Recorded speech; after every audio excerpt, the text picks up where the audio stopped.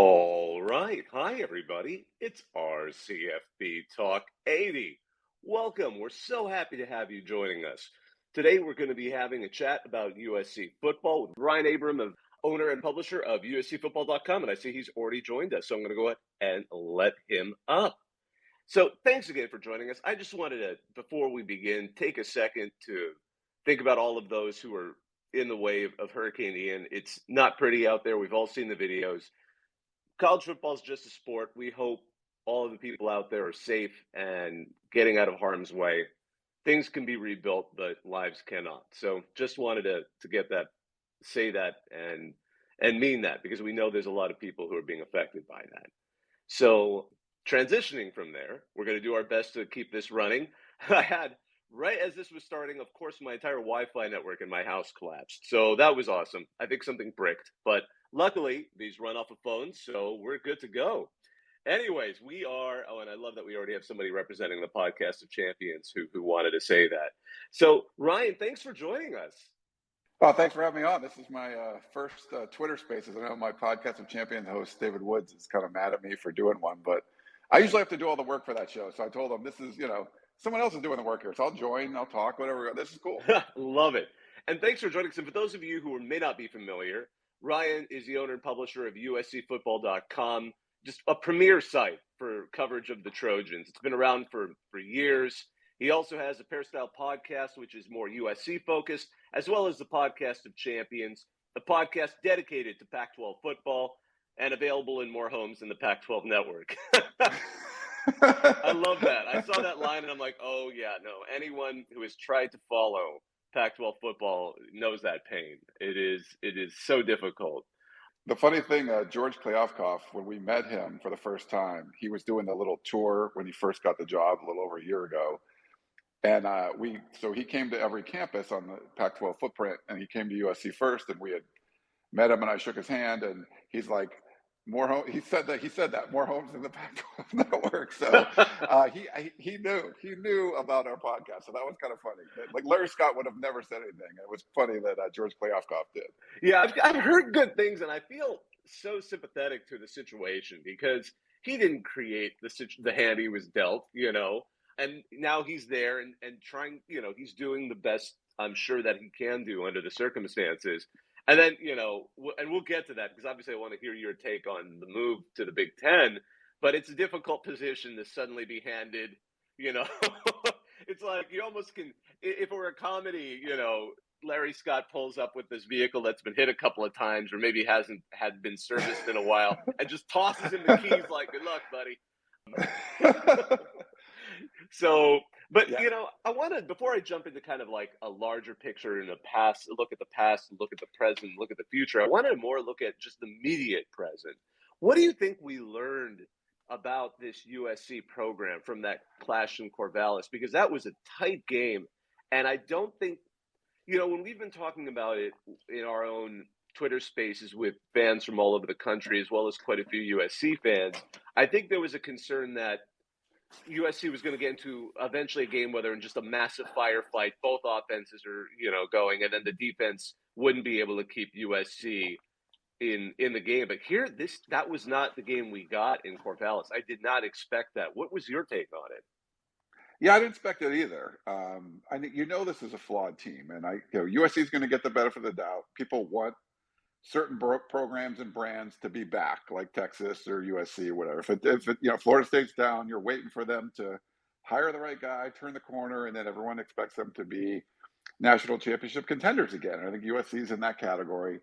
The way we saw the offense go, it was been pretty special for the first three games. Even the Fresno State game in game 3 looked a little clunky, and they still put up 45 points. So that was struggle bus for USC to get over the 40-point mark for the last few years. So to see that, for them to only score 17, not score a touchdown until the fourth quarter, after scoring not only their opening drives in the first three games, but at least their first three drives they scored touchdowns on, which I don't know if I've seen something like that before.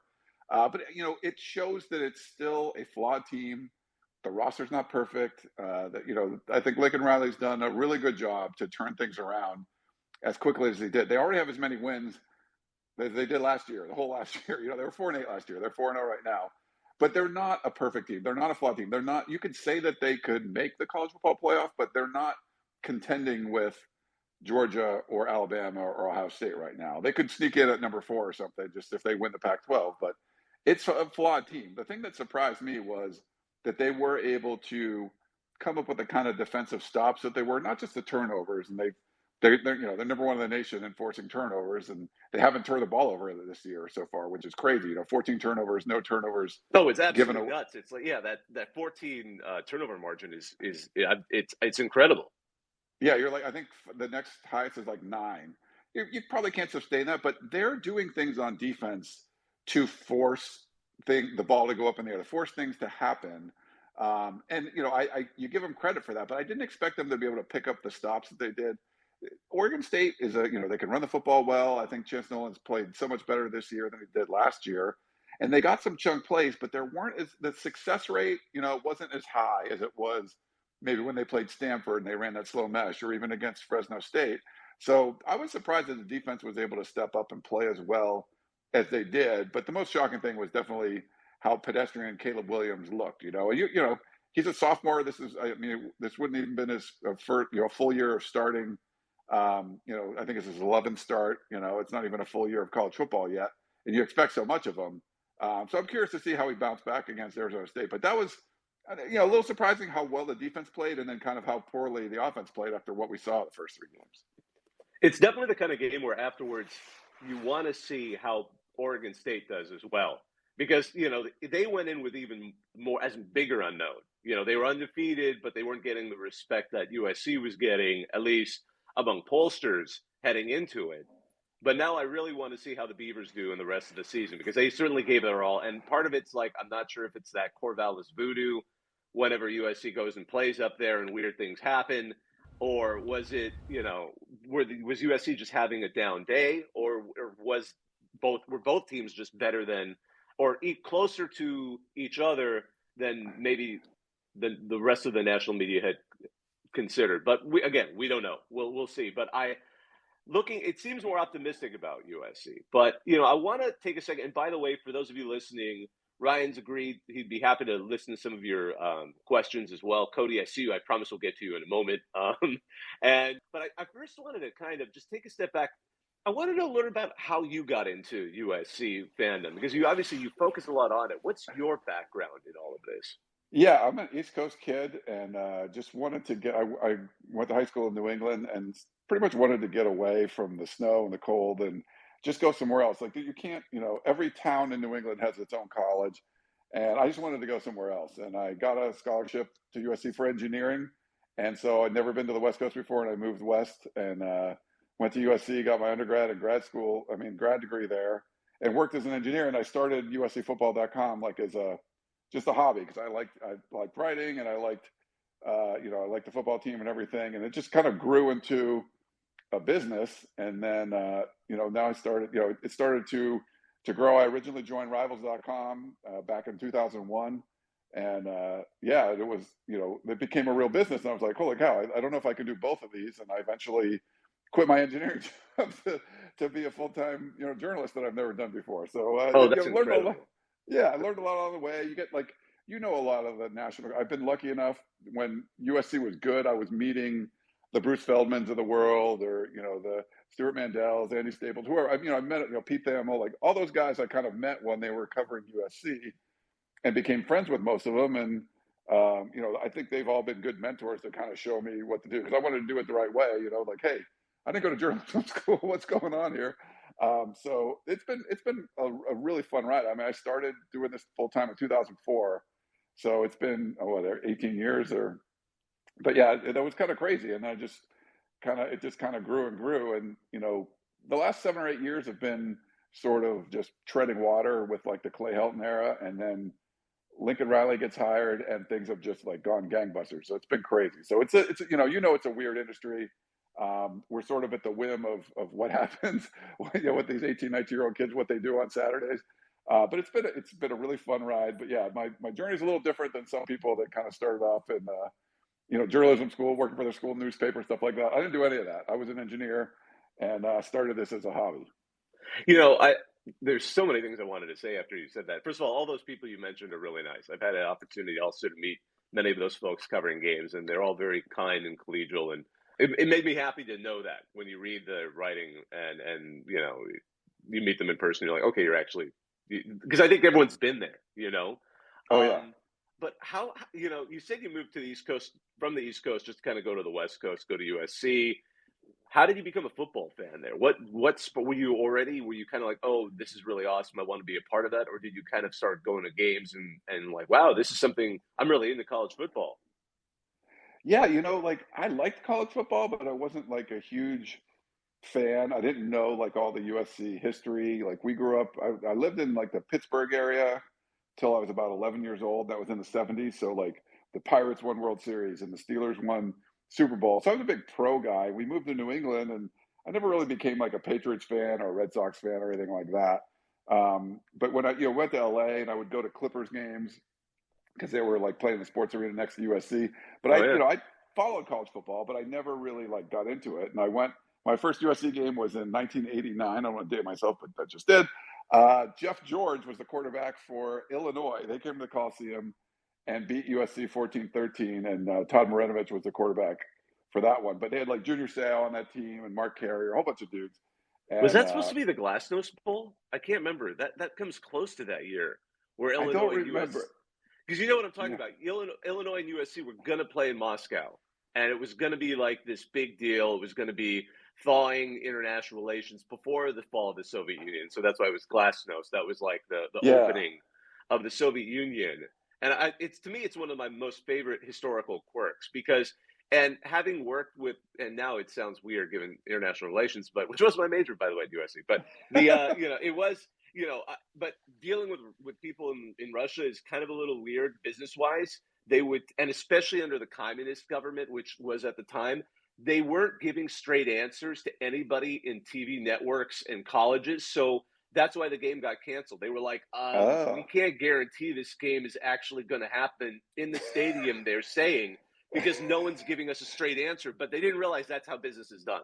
Everything happens, and at the last second, the Politburo, whoever says like, just do it, and then a bunch of people just make sure it happens, and everyone's happy, But the TV networks were like, we can't just ship all of these people.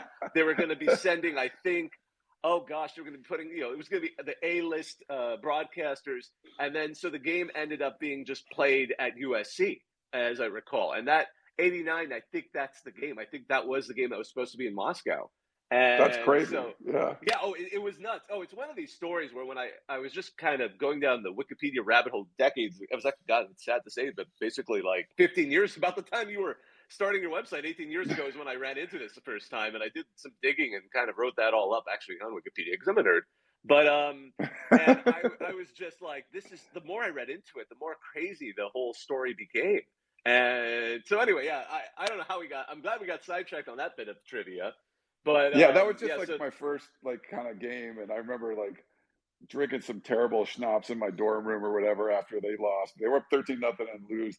But you saw the pageantry, like how people were into it.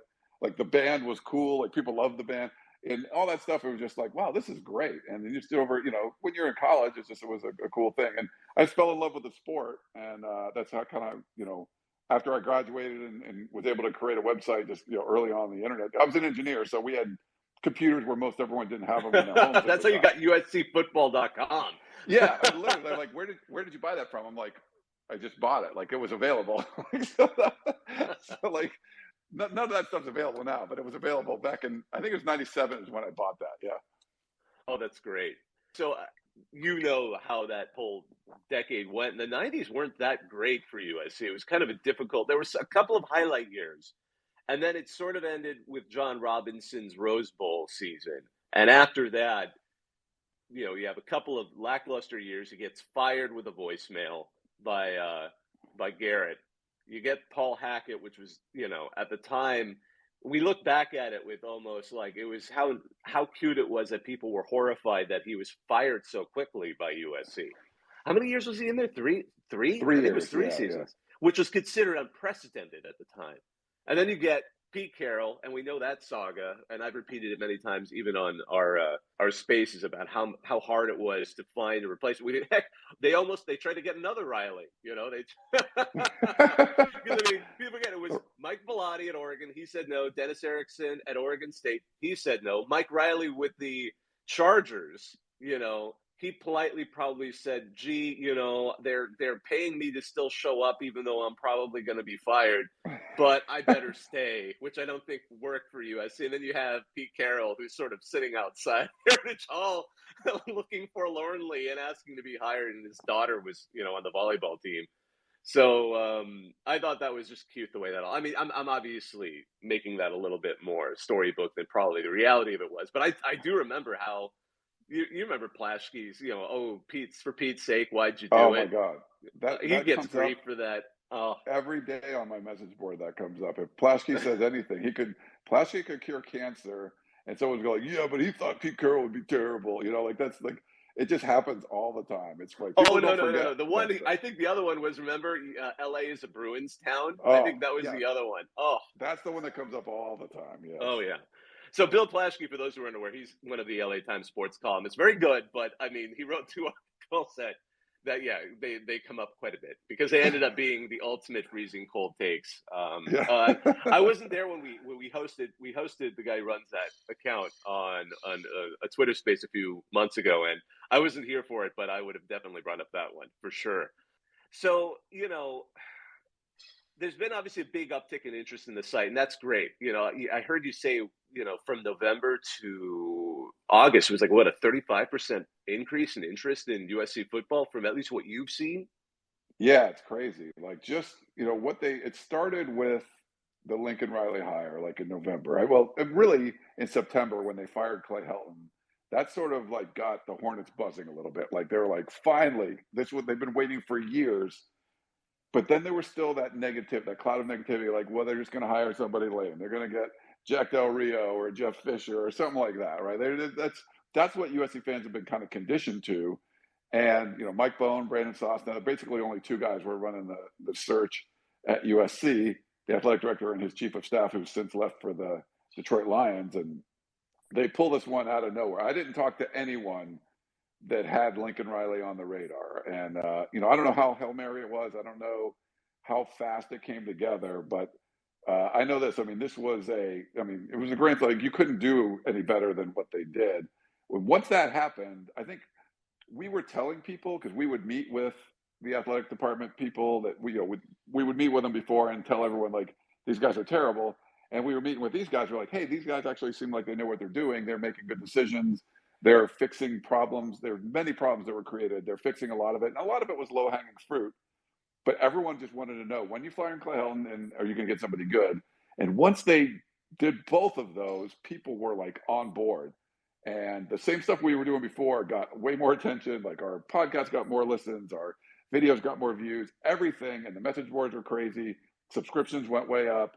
So just hiring Lincoln Riley was a huge boom. And then, we'll talk about those later, I guess, but joining the Big Ten, it was like another, like, holy cow. USC fans are kind of used to these crazy drop everything surprises, but they're usually bad. And the ones that have come lately have been good. They're like, oh, someone didn't, the coach didn't get drunk and swear at a bunch of boosters. Like, no, the good things have happened. And there was no apartment being rented or, a coach at a party in a random photo where they're on opposite sides of a large group, and we're going to light the entire program on fire based on, very dubious evidence. Yeah, none of that. It was wonderful to have these good surprises.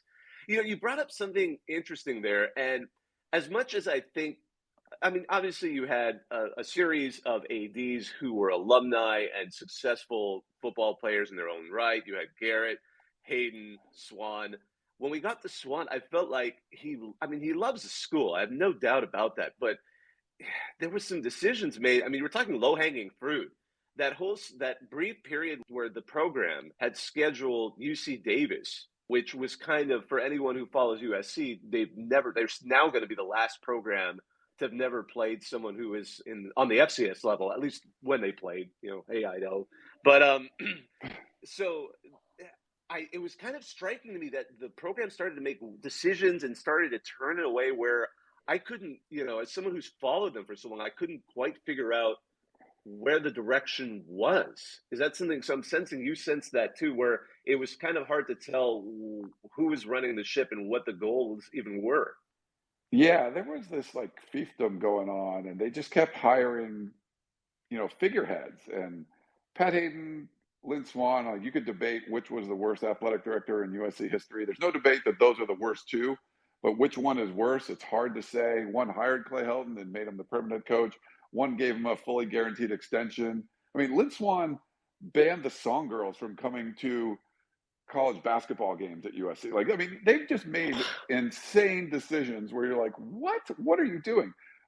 Yes, like USC's never scheduled an FCS school, and they scheduled UC Davis. And when Mike Bohn comes in and drops that game and pays a bunch of money to get San Jose State in there, that was the kind of low hanging fruit I was talking about. But both of those guys, I think there was just, you had these people that had their power. I think they didn't really like the kind of power Pete Carroll had.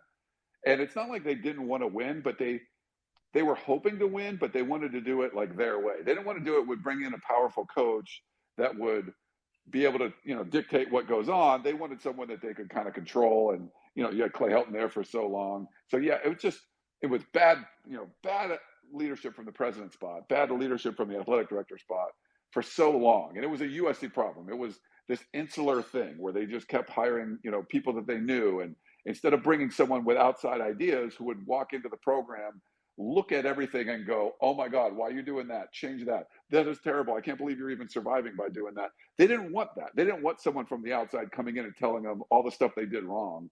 And the problem is college football's changed. Like you could win that way with Pete Carroll and but now it's a whole new era. And if you weren't using new ideas the way college football is now, you were just going to fall behind. So they needed Mike Bohn, Brandon Sosna to come in and really clean house and make real hires. And that at least gives USC a shot. You got a good head coach, you got good leadership. You're at least now going to be in the national conversation. It's not guaranteed that they're going to be back and playoff bound and championships and all that, but they were going to fall so far behind without that change in leadership. So they desperately needed that because Hayden and Swan back to back, that could have just tanked your athletic department. Absolutely. With that hiring of Lincoln Riley and that move to the Big Ten, does Bowen just have some kind of stealth magic that has not been acknowledged? Because that's two major shockers that shook college football, and I don't think that's a subjective statement. I mean, when Lincoln Riley was hired, I think there was a record skip, freeze frame in all of college football. But then they one-upped it by the earth-shattering news that they and UCLA, and it's clearly USC. I mean, I don't think anyone disagrees that USC was driving that one. The Big Ten wasn't just going to go like, hey, UCLA, do you want to just come on your own? USC was by far the more desirable of the two candidates, and then you might as well just lock down all of Los Angeles by bringing both teams. But how, what have you sensed? I mean, and maybe that's not even a good question because what secrets could he have that he hasn't even revealed yet? But I mean, it's astonishing how few people even knew that as monumental a move as moving a team from the Pac-12 to the Big Ten. How do you think? I mean, what have you seen or what have you heard that made him able to do these things so under the radar? I think that they kept that leadership circle a lot tighter, and I'm curious to see where he goes from here because Brandon Sosna is his younger chief of staff who was, Mike Bohn himself called him the architect of the Lincoln Riley hire. And we'll see if he's able to kind of keep that going. But they really kept a tight circle with the two of those guys kind of making all the decisions. And, I give them credit for that. Part of it is, though, like there were so many bad decisions that were made prior that they're going to look pretty good, even if they did an okay job, they would be significantly better than what USC had before. But they were willing to go out and take some chances. They were willing to go out and try to make swing for the fences. Get a home run hire, make a big move by leaving the Pac-12 and go to the Big Ten. And I don't know if USC leadership's been able to do that before. They just haven't been willing to make those kind of moves before. So I give them a lot of props, but it definitely helped that they had such, the poor leadership that kind of preceded them. Absolutely. I wanted to go ahead and mix it up a little bit. Cody, you've been really patient. You've been wanting to ask a question. Join us. Let us know what you're thinking. Hey, can you guys hear me okay? Sure can. Hey Hey, guys. Cody. Hey Ryan, big fan, man. You kill it at your job, bro. I got so much respect for you, man. I hope one day I get to at least shake your hand because you're so good at your job, and I appreciate it. And I'm aspiring, trying to be a journalist in the future, so I appreciate your work, really. So I just wanted Thanks, man. Yeah, of course. Just a quick thought on that Lincoln Riley, how it was earth shattering. Yeah, I remember just seeing the Bruce Feldman tweet, and I ran into the living room to see my mom, and she's like, "You're lying." I'm like, "No, I'm serious. This is Lincoln Riley is our next head coach." Like that was the most shocking. Like I was not ready for that. So I just had two thoughts on the Oregon State game. I thought the coaching maybe wasn't the best. I thought maybe I don't know if they underprepared or I just wasn't a fan of the coaching, but I was really impressed. The players really won that. I really think that was the players doing of really just coming together and believing, especially after that Caleb push on the fourth down. Like that wasn't coaching. That's just players, doing their thing. And I loved it. I really love the trust the team has and the bondage. I never saw that in the Clay Helton era. Clay Helton's our head coach. We lose probably by 20 to Oregon State. I mean, I think that's just the reality. And I had I wanted to ask you on your thoughts on the trenches. My first thoughts on the first 3 weeks before the Oregon State game, I thought the O-line was really good and the D-line was very mediocre. Now I've kind of changed it. I thought the D-line played really good against Oregon State, but the O-line got manhandled against the Beavers. I just want to hear your thoughts on that. Thank you. Thanks, Cody. Yeah, that was the Nealon nudge. So Brett Nealon, it was a 4th and 6 play.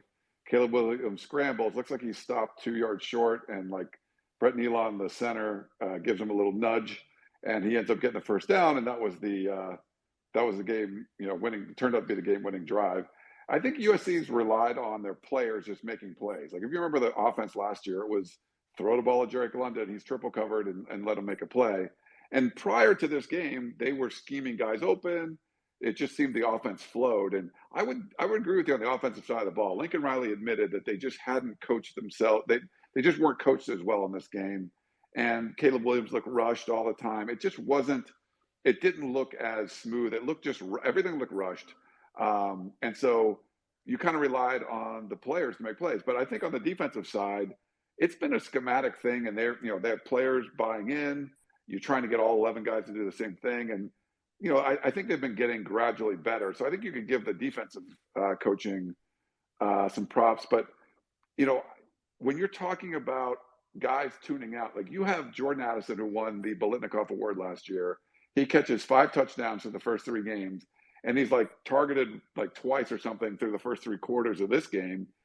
A guy like that could check out, and what I've seen, and it's been different because the team has been built lately, right? I mean, there's so many guys on the team that weren't on the team last year. They were either here like 8-9 months ago, or in like Jordan Addison's case or Eric Gentry's case, who were stars on both sides of the ball just a few months ago.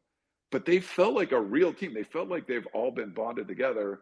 Jordan Addison makes that, touchdown winning catch at the end of the game where he pretty much did nothing the whole game. And he stayed into it. I think you got to give the coaches credit for that they have built this culture. They've built this camaraderie and chemistry between a bunch of guys that a lot of people in the country will call mercenaries, but I haven't seen that. This doesn't seem like a bunch of guys that are free agents that are brought in to get theirs for 1 year. It seems like they've came in and wanted to bond together and play as a team. So I saw that. They won ugly. It was not a pretty game on the offensive side of the ball, and they were still able to win. But I would give the defensive, coaching a little more credit than the offensive coaching. But the fact that Lincoln Riley's built this culture, I think, has been really impressive. I just want to take 1 second and give a quick station ID. You're all listening to our CFB Talk 80. We are here talking USC football with Ryan Abraham, the owner and publisher of USCFootball.com and the co-host of the Podcast of Champions and the Peristyle Podcast covering USC football and before that Pac-12 football as well. Let's see here, Troy. You've been patient. What's your question? Hello, Ryan, another big fan. Thank you for speaking with all of us. I was just curious if you know anything about like what's going on with Corey. I know he didn't really play at all against Oregon State, and it's just interesting. Obviously, he was #1 recruit, and just like what has been happening with him and kind of where you think he might be able to progress or get more snaps. Hey, Troy, thanks. Appreciate it. So we talk about Corey Foreman, the defensive end, rush end for USC, former 5-star prospect. I think, yeah. We get questions about him all the time. USC had practice today, and Alex Grinch, the defensive coordinator, said it was about practice. And I think for Corey, coming in last year, people had high expectations because he was a 5-star player. He didn't get to play his senior year, so the COVID stuff, I think, was real for him. And so he hadn't played for a year and a half or whatever it was. And I think some of it was just kind of getting used to what the college football game would be like. We've seen some 5-stars just transition to college football, quickly, and other guys take a little time. And I think with this team going from like the Clay Helton culture to the Lincoln Riley culture, a lot of the guys that left just didn't want to have, they could sort of didn't want the discipline, didn't want the accountability of what was going on. They go somewhere else. The guys that stayed really wanted to buy in. And I don't know exactly what's going on with Corey Foreman, but it has to do with what he's doing at practice. Alex Grinch, the defensive coordinator, said that as much. So I feel like at this point, it's like, how hard are you going to work for this? Are you going to, are you going to be frustrated with your role? Or are you going to be frustrated with, the way things are going for you? Or are you just going to, put your nose to the grindstone and go after it? We don't get to watch practice anymore, unfortunately. We can watch the first 20 minutes and see what's going on. He was banged up for a bunch of fall camps, so he was delayed a little bit there. And we thought, after the first week, where we saw him in the rotation with Romello Height at that spot, that he would be getting significant playing time, especially when Romello Height went down with an injury. He's now out for the season with a shoulder injury. But ends up being Solomon Byrd, the Wyoming transfer who comes in and gets, had 3 sacks through a couple games and just been playing really well. He earns that job. I think he earned that from practice. He remembers he only had 5 snaps in the Rice game and just worked his ass off, and then boom. Can I say that, by the way? But yeah, and he's getting a lot of playing time. So I think for Corey, it's more about just forget about what your role is and just work hard in practice, and you'll get out there. But it seems like that's what the deal is. It sort of just goes back and forth, where 1 week, the consistency isn't there, I think, with Corey Foreman. So that's, I think, the biggest problem. You reminded me, Ryan, of the incident, because obviously Lincoln, he's closed practices before. At Oklahoma, he did that. And then some students from the paper there, the OU Daily, were able to get on top of a nearby building and use binoculars to figure out who the starting quarterback was. And that really made him mad. I think they even went so far as to, on some of the buildings that face the practice field, they replaced the glass with opaque glass. So it was like frosted glass. Yeah. And I mean, so there were these pictures, I think, of students arriving at school and they're going to their dorm room and they're like, what the hell? I can't actually see out my window. I mean, light comes in, but which, I mean, that, I don't know. I mean, and meanwhile, I can't help but think, because, oh gosh, it's, what are the field's name? It's Howard Jones Field and Brian Kennedy. Brian Kennedy, yeah. So you can see those from Floor Tower. You can see them from Webb Tower. I don't know, maybe they've had to put up some kind of really tall nets. I can't even imagine, or fences. But, I still remember that practice back when it was Thunder and Lightning, when Pete Carroll's famous pranks, he had Lendale White pretend to get into an argument with the position coaches over, touches. And so he storms off the field. And everyone thinks it's real, except for a handful of people around on the joke. He appears on either Webb or Floor Tower, I can't remember, one of these tall student high-rises. I lived in one of them back when I was on campus, 14 floors. And he's standing towards the edge of the roof, and people are freaking out on the field because they think, what's he doing? And they had staged it so one of the assistant coaches appears behind him. They pretend like they're getting into an argument. then they grab each other, disappear behind the roof ledge, and then a dummy was thrown over the edge of the building. Like, I still can't believe they did it. I mean, and there's footage of it. I remember back in the day, I can't remember, the shows that they used to have on like Fox Sports West 2. Yeah. Where they were just doing filler stuff. And I mean, it was such a crazy stunt.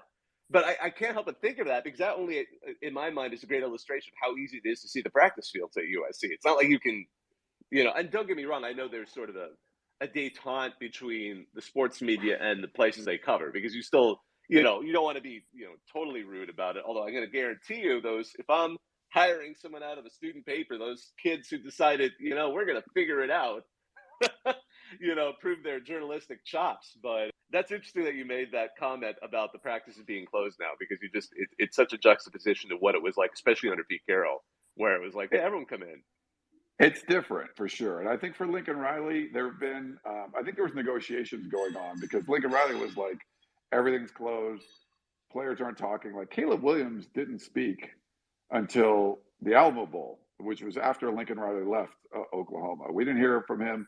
And the next time we heard from him, officially was Good Morning America. I mean, it's crazy. He's so good in front of the media. So I think I'm going to give Lincoln Riley some credit. Like he's definitely adapted because Los Angeles is a pro market. Like if you shut out the media completely, then all people talk about the Lakers or the Kings or the Dodgers or there's a million other things you can talk about that aren't having to do with USC football. It's not like you're in a college town and this is the only game. This is not the biggest thing in the city of Los Angeles. So I think he's embraced that. I think he's embraced the fact that the media needs to do their job.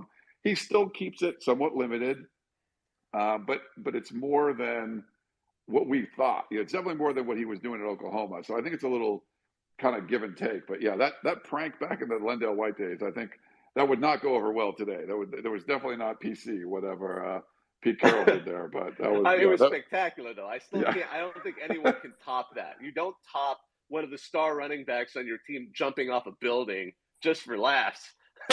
Yeah, but I'm saying that now, and it's funny. It's one of those things where you tell people now, and you realize, gosh, that actually does sound kind of crazy and weird now that I'm saying it. But at the time, it was hilarious. Like I teach a class on law, and one time I was telling students something that happened to me like in the early '90s in school, and as I was telling the story, one of them stopped me and said, and told me what it is now, and I'm like, you're right. That was actually horrible. Yeah. Like if somebody did that to my kid now, I'd be like, no, So, but anyway, maybe that's one of those. But at that moment, it was funny. Ryan, I have another question for you too, because this is something that I know has come up with I have a couple of USC friends who I told, I'm going to be talking with Ryan. What would you like me to ask him? One of the questions involved like recruiting, because USC under Riley's had such a big push with transfers this year. Obviously Caleb Williams, Jordan Addison. You've got Dye as running back. Is he going to continue putting a lot of weight on getting high-profile transfers, or do you think we're going to see a normalization of skewing towards high school prospects again? Yeah, I think it's going to skew that way. I think when Riley took over, he just looked at the roster and realized what needed to be done. And if you wanted to try to win a Pac-12 championship, if you want to try to make the playoff, that the roster wasn't going to be there. And they came out of the gate, getting a few flips from, guys that were committed to him at Oklahoma. There were Southern California guys getting them to flip to USC. And they got some really good momentum early on. And then it sort of slowed. And I think it came to the point where there was a lot of hype for sure. And people were very excited about Lincoln Riley coming to USC. But you needed to see it. You're like, how good is this offense going to be? What's this team going to be like? And so you needed games to kind of happen. But between then, between the time you were going to get to play a game and when, recruiting season kind of ended, you needed to add bodies to the roster. And he hit the transfer portal really hard and brought a lot of special talent, especially on the offensive side of the ball, game changers, just big difference makers all over the place. And I think from what he was talking about, creating a roster like the most unique way you could, like the most unique college football roster in history is what he was talking about. And I agree with him. And I think you might see more of that, if you get, if it's a blue blood program that's been down for a long time and they hire an A+ coach, they're probably going to get a lot of transfers in. It'll probably be very similar to what happened to USC. And sometimes you see like a Lane Kiffin who's been around for a little while doing that and bringing a lot of transfers. But I think in general, he would like to go through the high school ranks. And the way you can do that at a higher level is by winning football games. The fact that they're coming out 4-0, through the first 3 games, or averaging 50 points or whatever it was. I think that's something that will resonate with the high school recruits. They'll probably still backfill, any kind of holes you have on the roster with guys from the transfer portal. He's had a lot of success just at the quarterback spot, which, he doesn't need to worry about right now with Caleb Williams being a sophomore. But I feel like they know they need to build this through the high school ranks just to get back to like a nationally prominent team. I think they felt like they needed to hit the transfer portal hard, but I don't think they want to do that every year. It's going to be more of a high school kind of thing, but you're going to have a balance. And I think, we're going to see teams hit the portal hard just because the roster plays out weird. We have that big COVID sort of bubble with like a lot of the 2020 and 2021 kids essentially in the same class. When those guys leave, there might be this huge gap, in your roster. So I think we'll see in bits and pieces, but for the most part, I think they want to build through the high school ranks if they can. You brought up, and I'm actually kind of curious. How do you think Lane Kiffin is what we're seeing now from him, a guy who's having a lot of fun being a head coach at Ole Miss, and prior to that at Florida Atlantic? Did we get hints of that, or did you see hints of that when he was the head coach of USC? Yeah, I think his personality has been pretty – it hasn't changed that much. I think I met him like one of the first days he got to campus. I think he was like going to be a tight ends coach for Pete Carroll and was hired like, right around like the recruiting, like February signing period and stuff. And I had met him at some kind of recruiting event, something like that. I don't know, way back in the day. And it's funny to see, that's just his personality is that, the trolling, the humor, like all of that's kind of been there. I think he's definitely grown a lot, as a coach, as a head coach, going through the Nick Saban rehabilitation program, whatever you want to call it. I think that's helped him a lot, getting opportunities to be an NFL head coach, college football head coach when you're very young. You're going to have some growing pains, and I know there's things he would like to have back. He did some kind of weird stuff when he was the head coach at USC. You got the whole tarmac thing. And what I love about Lane is he kind of embraces all of it. And he can be self-deprecating and, obviously very funny on social media, which we all love that.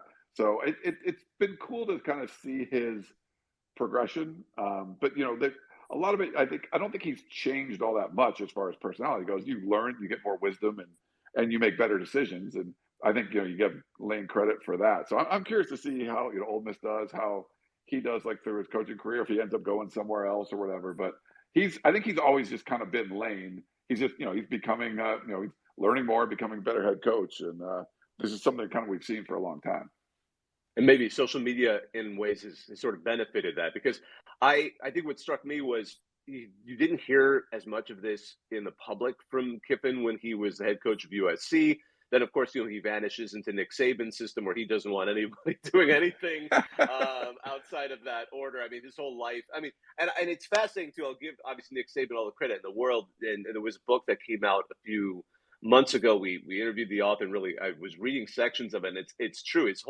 Nick Saban's entire coaching career is based on one thing: recruiting. Because then when he knows he brings in the top recruits, he just he finds good, talented coordinators, and they make those players do what we see Alabama do year after year. But, what struck me is I covered Conference USA Media Day on Lane Kiffin's first season as FAU's head coach. And so it was kind of interesting because everyone was sort of like, okay, wow, he's back as a head coach. Let's see how this goes. And several things struck me. He was so soft-spoken, but not in a way where he's shy. It was just like he talked quietly and had this kind of impish sense of humor. And I mean that in a very positive way.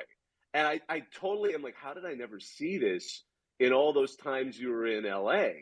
And then obviously now it just kind of grew from there. And I think people at first thought he wasn't in on the joke because he made that one really intentionally awkward, like FAU football, like promo, like right before that first season. And then from there, you realize, oh no, he's in on it. He's totally in on it. And then I started to think, how crazy must it have been for recruits to have Lane Kiffin and Ed Orgeron walking in at the same time? Like, what was that pitch like? Too extreme. I would love to be in a room and be like a high school recruit and have Lane Kiffin and Ed Orgeron and have those two personalities come at me and try and convince me. I think I would do anything. I mean, I just imagine those two. It just strikes me every time I think about it. And then, anyway, sorry, I kind of got sidetracked there. No, I mean, I think it's all about relationships, and it's funny. We had Lane. I remember Lane Kiffin did a like sort of media off the record, come into the office, and I'm going to break down plays for you kind of session one time, and he's really good in those kind of environments. Sometimes with the bigger group, maybe he says the wrong thing, or he kind of like his humor doesn't go over as well, but he can be really good at that stuff. And he was good with those like interpersonal relationships. Orgeron was like, he's like a politician. He could remember everyone. He'll remember your kid, your mom, your dad. Like he'll he kind of tackles it that way. Lane can I think bond with you when you're like in some sort of situation, breaking down the play on a whiteboard or whatever. And so different aspects to why they're good recruiters. But I think they obviously worked well together too. But they're I think they came from different approaches, but they were both very effective in what they were doing. Absolutely. Now, I want to talk about the Big Ten move because obviously that's a huge factor that's upcoming. Where do you think USC is going to stack up heading into the Big Ten?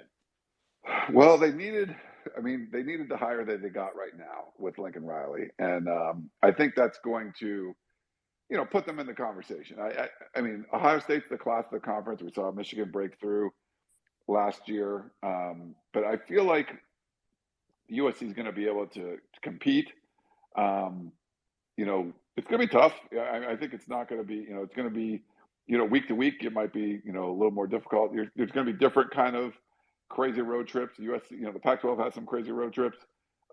Just USC went to Corvallis last weekend. That's a pretty weird one. But there'll be some different weird ones, I think, in the Big Ten. Now, USC's got a great record against the Big Ten. A lot of that's in the Rose Bowl and other aspects of it. So I think they're going to be, okay. I think for UCLA, they definitely need to, I think they're going to have to step things up with Chip Kelly and see kind of where they go from here. But I like kind of where USC's at. And depending on what they do this year and then next year, the last 2 years in the Pac-12, I would think, they're going to make the championship in each year or, be pretty close to it and be kind of competing there. And then maybe by year 3 in the Lincoln Riley era, you're hopefully a team that you feel you've built up that could be a playoff contender, and if you are, then you're going to probably do pretty well in the Big Ten. Who knows? I mean, it's long flights. We know, like in the NFL, when like Seattle goes to the Giants or the Rams have to go to play Cleveland, like it usually doesn't go as well for the West Coast teams for whatever reason traveling that way. So maybe that affects USC. I'm not sure. But I feel like the way they're building their program, 2 years in the Pac-12 under Lincoln Riley, setting yourself up for, trying to be, you want to be competitive. You don't have to win the Big Ten every year. You're probably not going to do that at all. But I think if you're like competing for it and you're up there and people are speaking about you in the same breath as like an Ohio State and a Michigan, I think you're going to be doing okay. So I think they'll be all right, but still a couple years away. So they really have to kind of take care of their business in the Pac-12 and kind of build like kind of like a springboard going into the Big Ten. And if they do that, they do well in the Big Ten and the Pac-12 the next 2 years. I think they'll be okay that year 3 in the Big Ten. And yeah, I'm out here in Minneapolis now, so I have to ask you: are you ready to come here in November for a game eventually? Come out here, get some of that. There was frost on the ground this morning already. No. Are you ready for that? I've been out here 20 years, sure. Man. I did my undergrad at USC and my grad school here at Minnesota. And my buddy Tom, he did the reverse. We always ping questions about both teams to each other. But are you ready to come out here? I think so. One of my best friends from college, from USC, was from Minnesota. So I remember going like for Thanksgiving to his house, and there would be like dead deer hanging in the garage from his brother going out hunting, and 2 feet of snow. I can't say I see November. that in the city a lot, to be fair. Although I do get deer in my yard, I've never been tempted to shoot them. But I mean, I'd probably hit my neighbor's house. That's probably why. But Yeah, absolutely. And I mean, you grew up near Pittsburgh, you grew up in New England. It won't be that crazy for you. It won't I'm be pretty too sure the bad, teams will but be fine too. I mean, I think sometimes folks from other areas don't remember that Colorado and Washington State are in the conference and Utah. I mean, those are places that get cold and snow.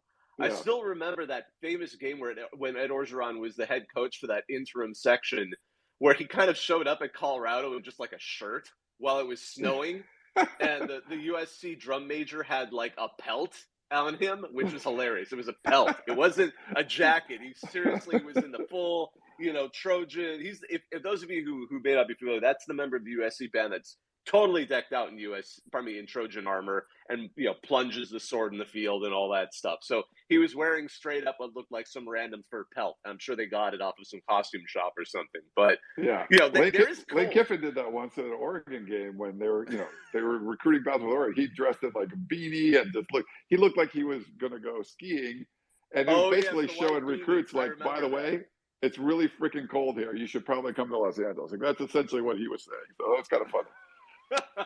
Well, people forget the Rose Parade was originally the Rose Bowl was just a offshoot of the Rose Parade, and all the Tournament of Roses was about was taking pictures of roses on, like, back in those days, wagons in the dead of like what New Year's Day.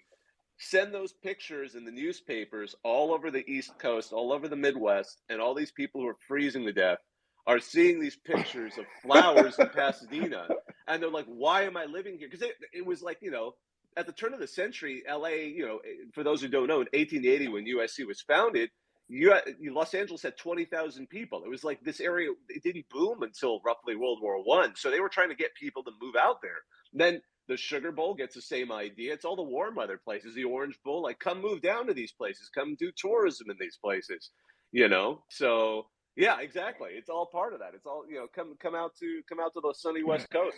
We got occasional earthquakes, sure. Fires, sure, we got those, but it's warm too. So yeah, I think every year, like the population goes up if if the Rose Bowl has good weather. Like the Rose Parade, of like more people move to Southern California when they see like that beautiful Rose Parade. They're like, why am I here in the cold? Oh, let's move. Realistically, heading into eventually into the Big Ten, besides the travel factor, what do you think are going to be the bigger concerns just for USC as a program?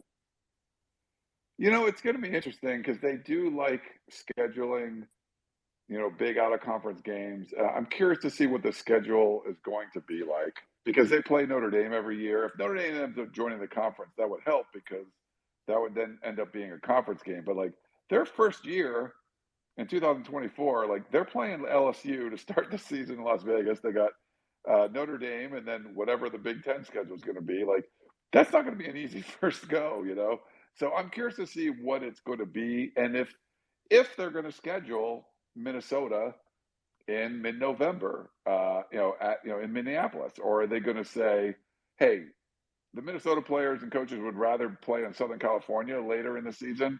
USC does that with Notre Dame already. When they come to Los Angeles, it's November.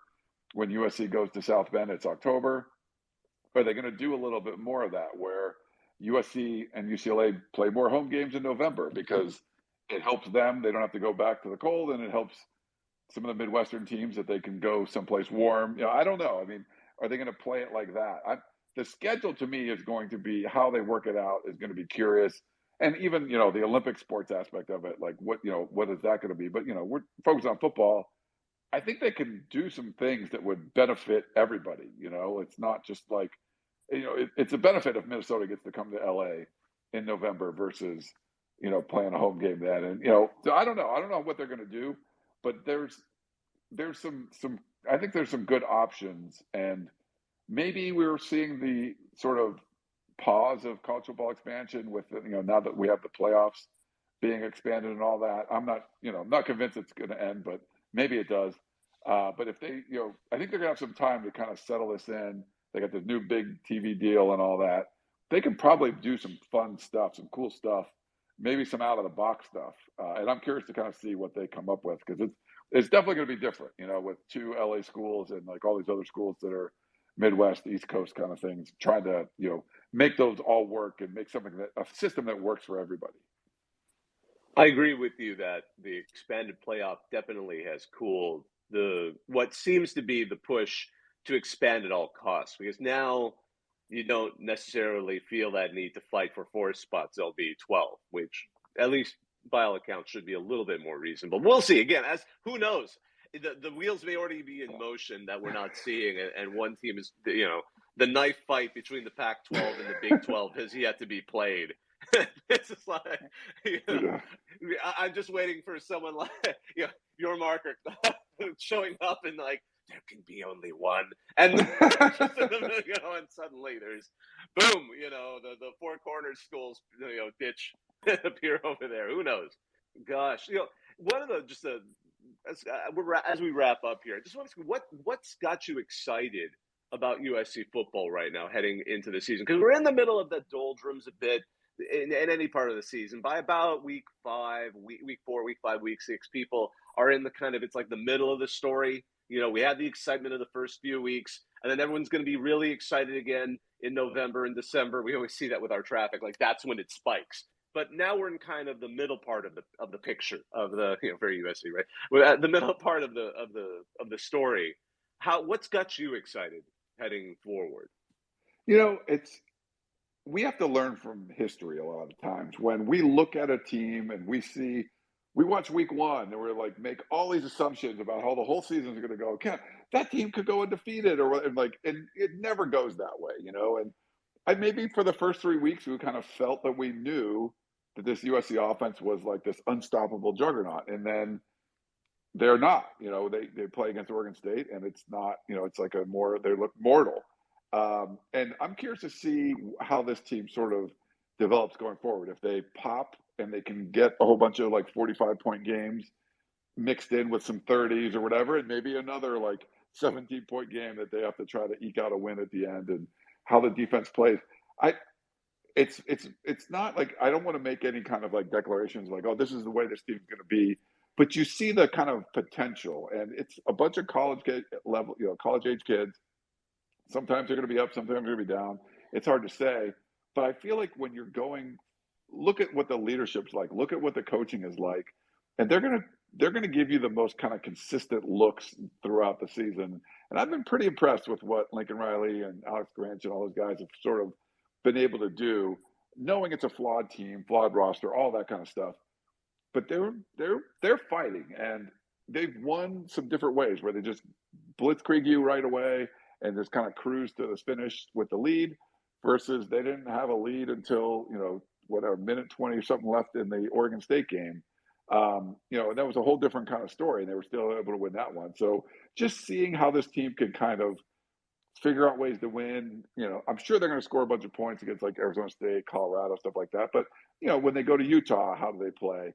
So I'm honestly curious, like just what this team kind of has to hold. I don't want to like make any declarations, because every time I do that every year, you're like, okay, it's completely different from week 4 to week 8 to the end of the season. You think it's like a whole different team, but that's not a really straight answer. But I'm kind of just curious to see how this team develops, especially leading up to the next 2 weeks when they go to Utah. That'll be the big one you should circle and kind of watch that one. Definitely.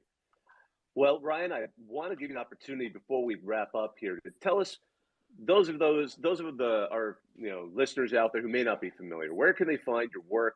Where can they listen to you? Where can they read what you write? Give us the pitch. Oh, thanks. Thanks for having me on. This is awesome. This is my first Twitter Spaces. But yeah, you can, follow me on Inside Troy, but USCfootball.com is the website. Like we talked about earlier, I created it back in 1996 just as a hobby, and it's been kind of growing ever since we're part of 247 Sports Network, and do a bunch of podcasts. We do live videos every week on our YouTube channel, and I do a Pac-12 podcast with David Woods, Podcast of Champions. At least we're covering in Pac-12 for now. I don't know what we're going to do in the future, but it's been a lot of fun. And, but it's great. I love your feed. I miss the Wordle. Of what's the Wordle of the college football Wordles were kind of fun when there would be some obscure thing. Oh, thank you. Those were fun. I didn't even know what those it was. Those were a headache to keep up. Oh my gosh! Like every morning, I'm like, I would literally I got to do the Wordle. Now I got to do the extra hard one, which is the college football one. And half the time, I'd just be sitting there like, I don't know what this is. I'll admit, because I had to get it out every morning. There would be points where I'm like, I would literally pull out the sheet of possible words that we had yeah. And even then I'd be looking at them like, what word is this? How, how are they going to get it? Yeah. And yeah, then when exactly. you started doing the Twitter Spaces, and then because I would look for the pinned one, then you were pinning the Twitter Spaces. I'm like, oh crap, I got to go find the Wordle now. So I was looking every day. So it was good. Well, it's running in legacy mode because we ran out of words, so now it's like repeating. So if someone were to find CFB Wordle, CFB Ordle, or however we did it, it'll still work for that. But man, thank you. That's kind. I mean, you have no idea. Like that was like one of the silliest things we've ever done. It was literally like a whim. We have because the group of people that work on our site, we have some people who are engineers and programmers as well, and especially software programmers. I literally just one day said, what would happen if we tried to do one where we just came up with 5-letter words from college football? And the guy chugged it out in like an hour. And I'm like, oh my gosh. Wow. Well, okay, let's run with this. Yeah. So my only thing I did was suggest we do it and say, instead of green boxes, let's do footballs. Like that was that. That Perfect, is the entirety of my executive production of that. I'm not going to claim anything else. You got to get their attention. You got to be pizzazz, That's awesome.